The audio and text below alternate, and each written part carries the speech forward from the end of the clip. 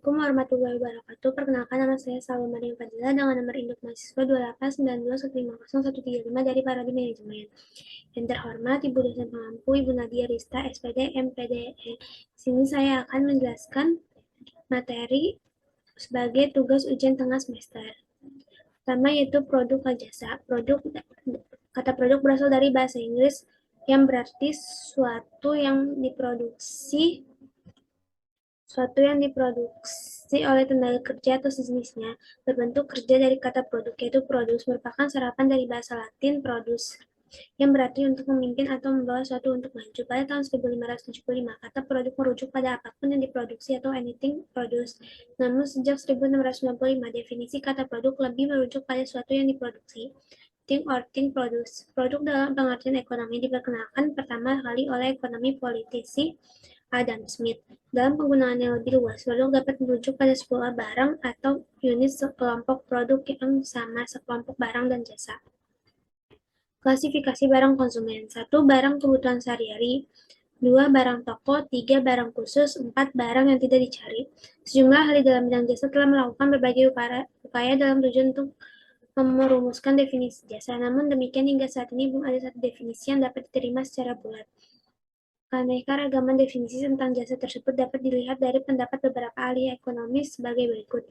Definisi jasa menurut Kotler 2002-486 adalah setiap tindakan atau kegiatan yang dapat dilakukan oleh satu pihak lain yang pada dasarnya tidak berwujud dan tidak mengakibatkan pemilik apapun produknya dapat dikaitkan atau tidak dapat dikaitkan dengan produk fiksi. Karakteristik jasa. Jasa memiliki karakteristik yang sangat mempengaruhi perencanaan produk pemasaran tersendiri.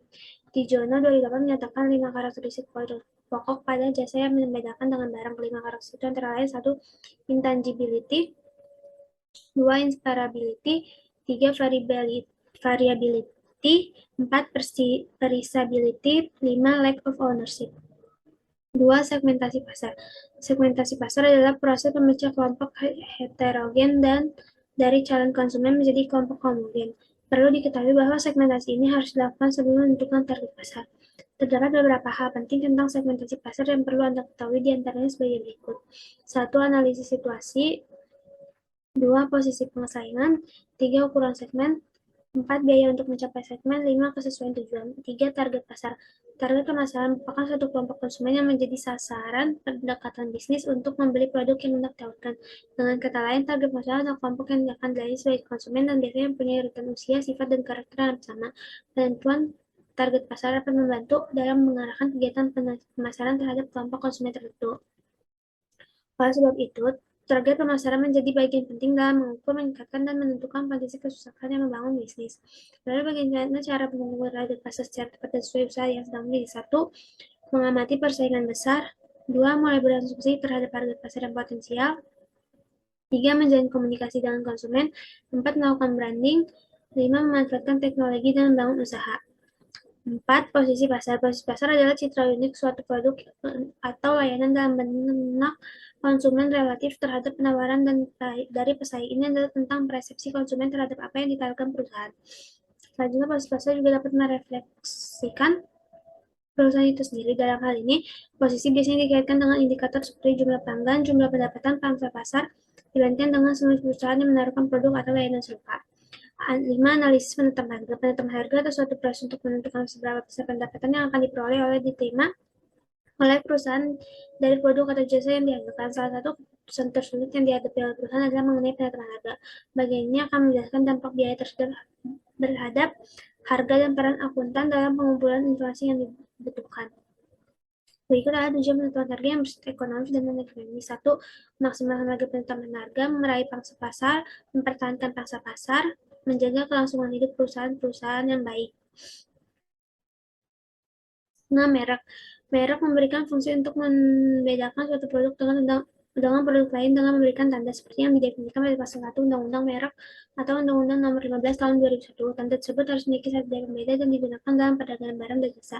Dalam praktiknya, merek digunakan untuk membangun loyalitas konsumen. Beberapa itulah istilah dalam merek yang sering digunakan, antara lain 1. Merek, 2. Merek dagang, 3. Merek jasa. 7. Kemasan atau keindahan desain. Pengemasan memiliki arti suatu sistem yang terkoordinasi dalam hal menyiapkan barang untuk disalurkan pergudangan, logistik, penggunaan akhir penjualan. Artinya, pengemasan adalah suatu bentuk kegiatan untuk memberi wadah atau pembungkus suatu produk. Pengertian kemasan produk menurut ahli. 1. Philip Kotler dan Gary Armstrong. Kotler berpendapat bahwa pengertian kemasan adalah salah satu kegiatan yang mencakup desain dan produk, sehingga kemasan yang ada pada produk tersebut bisa berfungsi dengan baik dan produk yang ada di dalamnya bisa dilindungi. 2. De Rodriguez menjelaskan bahwa pengertian kemasan produk adalah wadah yang mampu mengubah kondisi dari bahan pangan dengan adanya tambahan senyawa aktif sehingga dapat memperpanjang umur. Fungsi kemasan produk yaitu fungsi protektif, 2. Fungsi promosi kemasan. Istilahnya secara umum fungsi adalah sebagai berikut: self-service, consumer affluence, 3. Komponen dan range, terakhir innovation opportunity. 8. Strategi pemasaran dan promosi. Masalah menurut American Marketing Association adalah proses perencanaan dan pelaksanaan rencana menetapkan harga, promosi, dan distribusi ide barang-barang dan di jasa untuk menciptakan pertukaran yang memuaskan tujuan dan individual dan organisasi. Promosi adalah salah satu bagian dari marketing mix yang besar karenanya. Promosi merupakan suatu ungkapan dalam arti luas tentang kegiatan-kegiatan secara aktif dilakukan oleh perusahaan atau penjual untuk mendorong konsumen yang membeli produk yang ditawarkan. Promosi adalah arus informasi atau persuasi suatu arah yang dibentuk atau yang dibuat untuk mengarahkan seseorang untuk atau organisasi kepada tindakan yang menciptakan pertukaran dalam pemasaran. Tujuan promosi dalam praktik promosi dapat dilakukan dengan berdasarkan pada tujuan berikut, yaitu 1. Modifikasi tingkah laku, 2. Memberitahu, 3. Menunjukkan. Distribution.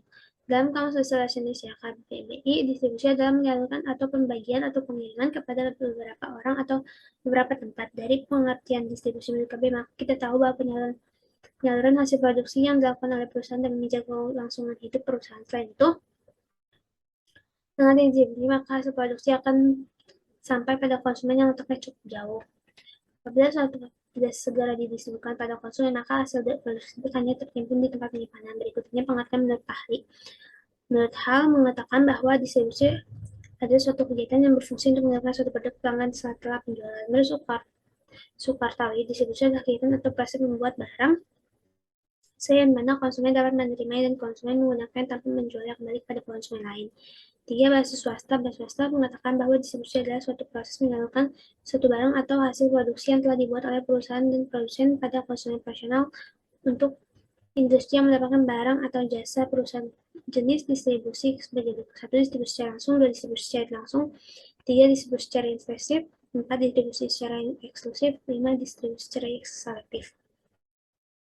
10. Kepuasan atau evaluasi. Beberapa pengertian proses menurut Pahlavi kayak menurut di Jaslim Saladin tahun 2003, pengertian kepuasan pelanggan adalah perasaan senang atau kecewa seseorang yang berasal dari perbandingan antara kesannya terhadap kinerja atau hasil suatu produk dan harapan-harapannya.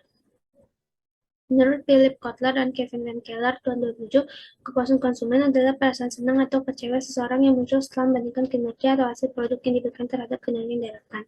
Faktor-faktor yang mempengaruhi kepuasan pelanggan, hal terpenting yang wajib dilakukan setiap perusahaan untuk mencapai kepuasan pelanggan adalah mutu dari produk yang digunakan. Beberapa faktor-faktor yang dinilai sebagai konsumen untuk ditempatkan sebagai salah satu perusahaan yaitu 1. Pelayanan, 2. Kualitas produk, 3. Harga, 4. Promosi dan strategi pemasaran yang tepat. Berikut dari saya, kurang lebih mohon maaf. Wassalamualaikum warahmatullahi wabarakatuh.